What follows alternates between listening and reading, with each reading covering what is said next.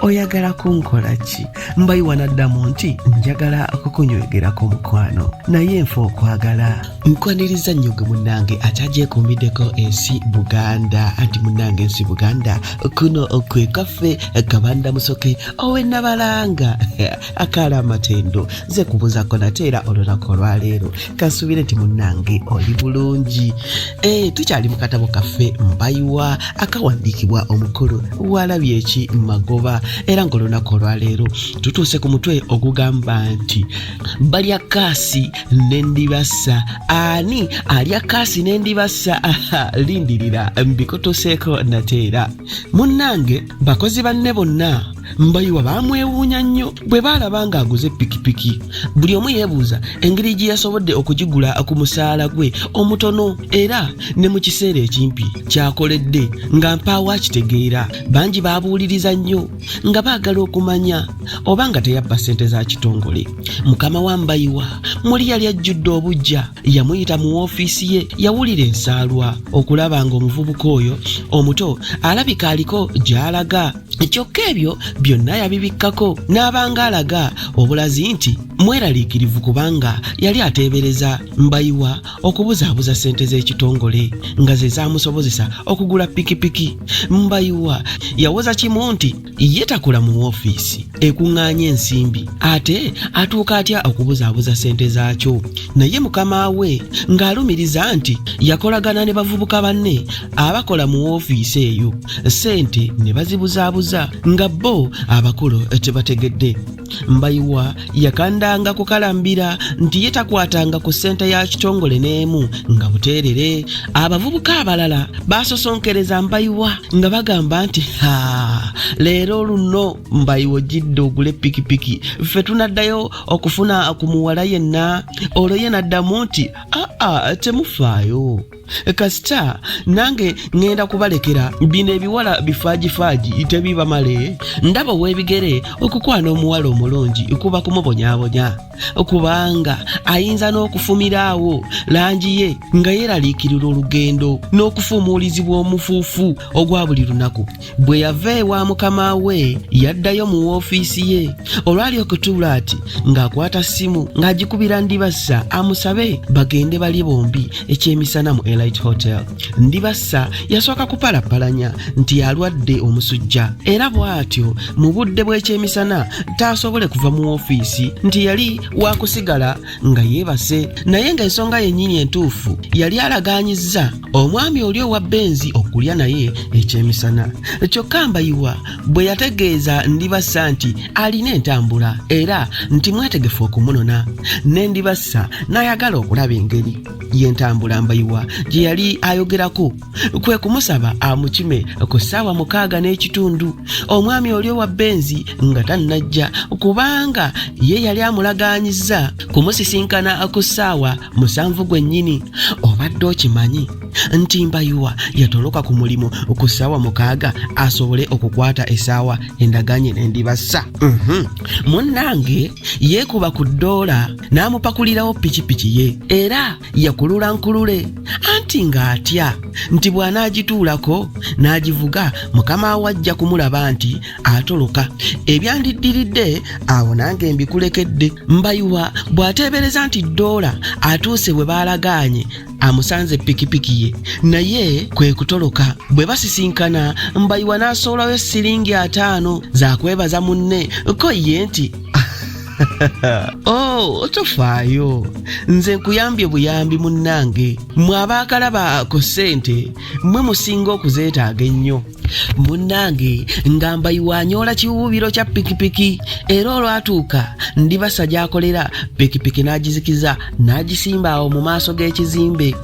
Olwo n'atandika okutambula yenna ng'agenda akaga n'ettaka ng'alirinnyira ddala obuteddiza ate nga bw'agoomamu katono era nga bwawuuba n'ebisumuluzo bya pikipiki ng'eno bwafuuwafuuwamu ne kuluwa olw'oluyimba olwali lusinga obuganzi mu budde obwo ate nga bwanyenyanyeenya omutwe gwe mpolampola.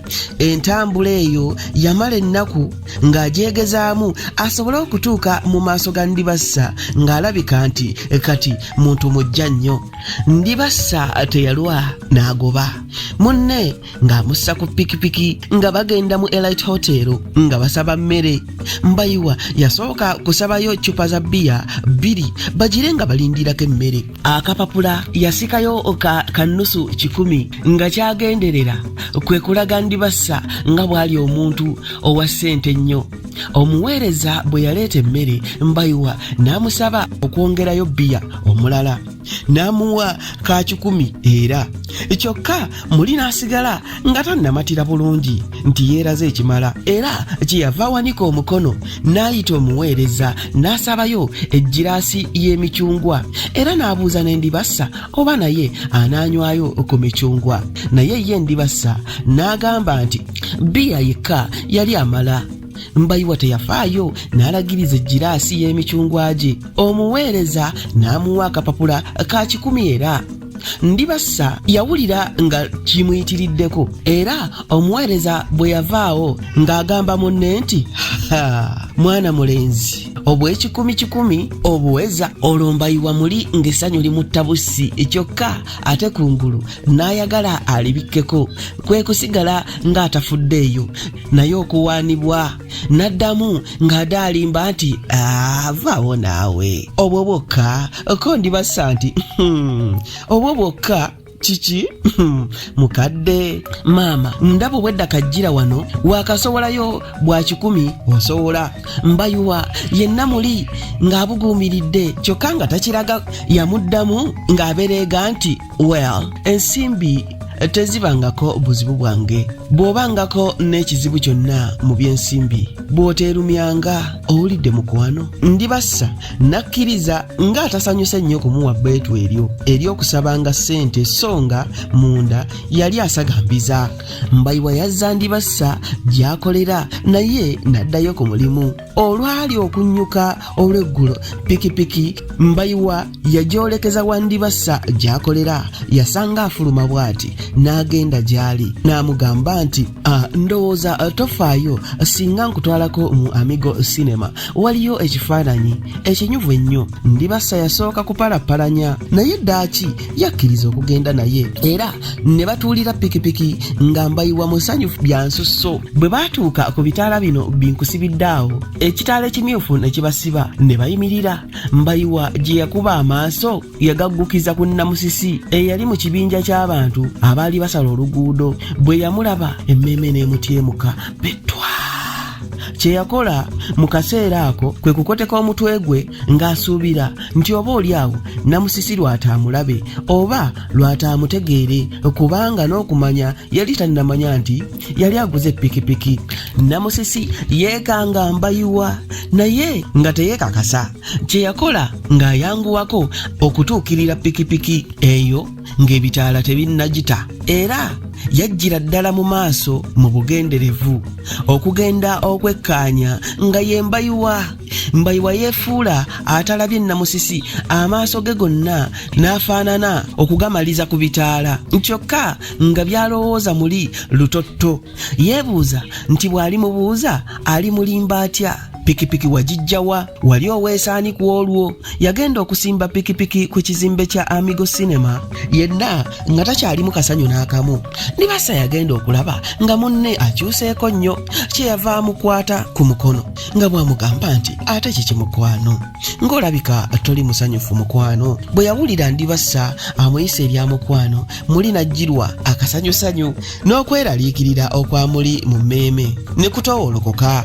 Ate bwe yalaba nga Ndibassa yennyini yamukutte ku mukono ne batambula nga bagenda okuyingira wamma ggwe essanyu ne lyeyongera. Obugalo bwa Ndibassa obwali bwokereramu nga buweweera era nga bugondanga akatto bwasanyusa nnyo Mbaiywa. Batambulangako wano na wali, Mbaiywa n'asuuliza Ndibassa akaaso alege ku bulungi bwe. Buli lwe yamusuulangako bw'ati eriiso muli ng'awulira empiima y'okwagala emusoya.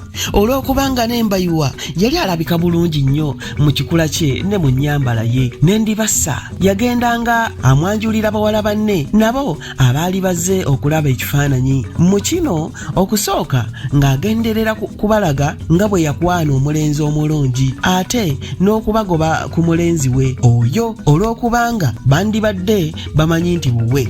Ekifaananyi kyagenda okuggwa ng'obudde bukunidde. Bwe baafuluma mu sineema, Mbaiywa n'alaba bavubuka banne abamu nga batambula bakutte baganzi baabwe mu ngalo n'abandi mu biwato, naye yali ayagala akole bw'atyo era yasoobya mpola mpola omukono gwe ogwa ddyo nga bwe yeekengera okutuusa lwe yeevaamu n'amukwata ku mukono ogwa kkono. Naye yeewuunya nnyo okulaba nga Ndibassa tafudde nayo yadde okwegaanyisagaanyisa nti tonkwatako otyo ng'abawala abamu bwe bakola, so ng'ate muli nga bakyagala. Okusooka okwegaanyisa batyo baba baagala kulaga bulazi balenzi baabwe nti bawala bawombeefu si bajjenjeero. Bwe baafuluma, Mbaiywa yasooka kuyimirira n'atunuulira Ndibassa mu maaso, n'assa emikono gye gyombi ku bibegabega bye n'amwenyaamu, ne Ndibassa n'amwenya. Bombi mu kiseera ekyo ne bawulira okubuguumirira. Olwo Mbaiywa n'abuuza munne nti kati mukwano nkutwala wa gy'olaga okuliira ekyeggulo? Ko Ndibassa nti ku Dandi Restaurant kubanga basiika bulungi enkoko yaabwe ate bagabana nnyingi. Mbaiywa n'agamba nti okay, tewali ttabbu, tugende. N'azinyisa akatono ku maaso ge, ne Ndibassa agage n'agazinyisaamu katono. Bombi ne bawulira essanyu lingi nnyo.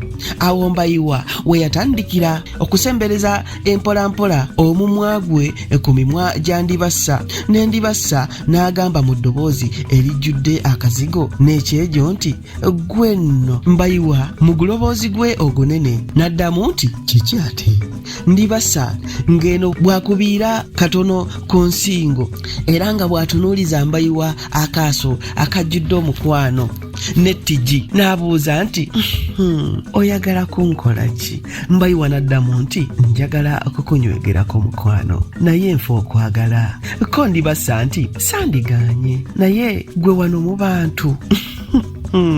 Mu kaseera ako Mbaiywa nga takyetegeera na bulungi n'akwata Ndibassa ku mukono ne batambula nga balaga awaali akazikizazikiza ku lubalaza lw'edduuka eyali eriraanye sineema mwe baali. Eyo Mbaiywa gye yasookera okunywegera Ndibassa. Bwe baamala eddakiika nga ziizo mu kunywegera, Ndibassa n'ajjukiza Mbaiywa nti bagende balye kubanga bayinza okuggalawo wooteeri nga tebannalya. Nko Mbaiywa nti kankunywegeremu omulundi gumu gwokka, tugende. Naye buli lwe baamalanga okunywegeragana bwe batyo era Mbaiywa ng'asaba munne bongere okwenywegerayo omulundi gumu gwokka omulala. Ndibassa yagenda okulaba ng'obudde bugenze nnyo, n'agamba munne nti yajja kumwesimatulako agenda alye kubanga enjala yali emuluma nnyo. Mbaiywa n'agamba nti gundi nno ntegedde tonjagala.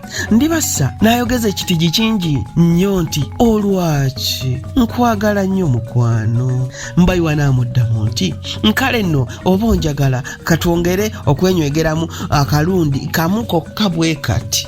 Naye Ndibassa bwe yalabanga Mbaiywa tayagala baveewo, kwe kumwesimattulako n'atambula. Mbaiywa muli n'awulira ng'aswadde, n'amuvaako emabega ng'agenda amwegayirira amusaba ekisonyiwo. Ndibassa n'amugamba nti gira nno ntwale mu Dandi Restaurant, nze bambi enjala endi bubi ate ndowooza banaatera n'okuggalawo. Olwo ne badda pikipiki yaabwe ku ddiba baasibira ku Dandi Restaurant. Naye olwali okusimba bati Ndibassa n'alaba mmotoka ya muganzi we omulala ng'esimbye awo, n'amanya nti naye yali mu kirabo ekyo alya. ebyo nno siibisuseeko wano kabanda musoke kankwate eryandeese nzire nabalanga Bukoba Kyaggwe tuddingana ate mu kitundu ekinaddako ng'ate nkuwa ebirala. Ayi Katonda kuuma Namulondo.